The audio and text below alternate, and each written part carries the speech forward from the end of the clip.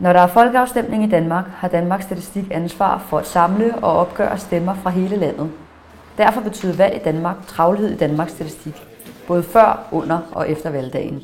Danmarks Statistiks deltagelse i valgstatistikken betyder, at vi i centrum lige for valget bliver udskrevet. Allerede kort tid efter skal vi på vores hjemmeside offentliggøre kandidatlisterne, så man kan se, hvem det er, der er opstillet.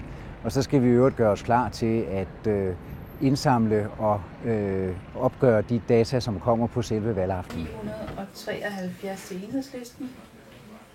Vi arbejder i hold på 2, og den ene sidder ved skærmen og kontrollerer, at de data, som er kommet ind via kommunedata, stemmer overens med de data, der bliver oplyst i røret. Det vil sige, at vi sidder begge to med hver vores headset på og lytter til den samme telefonsamtale, men den ene kan så ikke tale med vedkommende, der er i den anden ende af røret.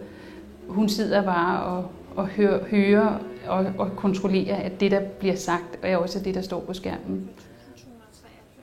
Og den anden sidder så og lytter til samtalen og modtager stemmeafgivelsen og noterer dem på et stykke papir.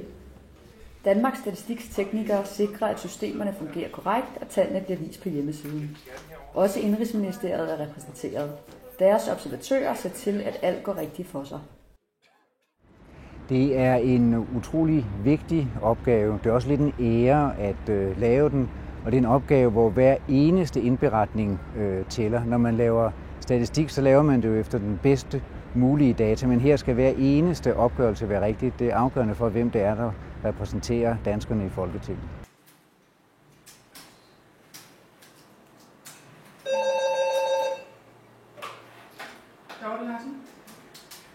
Det med at kontrollere finterne er jo en proces, der starter dagen efter valget.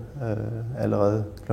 10 om formiddagen, dagen efter valget, fik vi de første fintællingsresultater ind, og de sidste kom så meget sent samme aften.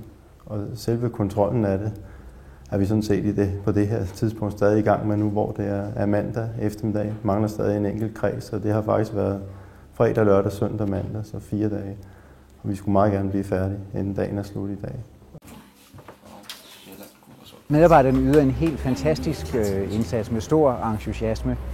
Der er nærmest konkurrence om at få lov til at være med. Det er en sjov opgave, som er anderledes end den daglige opgave, og det er til gengæld også lidt hårdt arbejde, ikke mindst på valgnatten, som for rigtig mange faktisk bliver en nat og ikke bare en aften.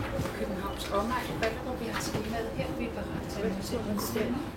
De medarbejdere, som deltager sådan en aften, der er stemningen helt speciel, fordi vi har det jo sjovt, og vi synes, det er noget særligt, vi laver. Det er også nogle anderledes opgaver end den type opgaver, vi er vant til, så der er noget helt specielt ved at være der sådan en aften.